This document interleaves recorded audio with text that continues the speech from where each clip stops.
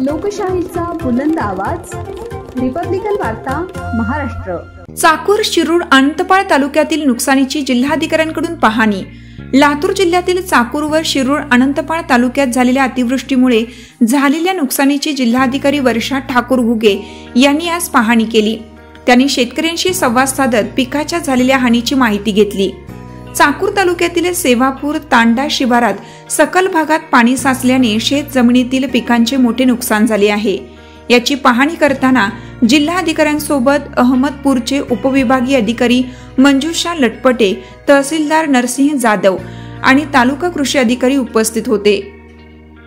शिरूर, अनंतपाळ तालुक्यातील चामरगा शिवारातील नुकसानीचीही जिल्हाधिकाऱ्यांनी पाहणी केली।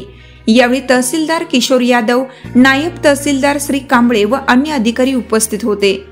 जिल्हाधिकारी ठाकूर घुगे यांनी पंचनामे तातडीने करून एकाही शेतकऱ्याला मदतीपासून वंचित ठेवले जाणार नाही असे आश्वासन दिलं।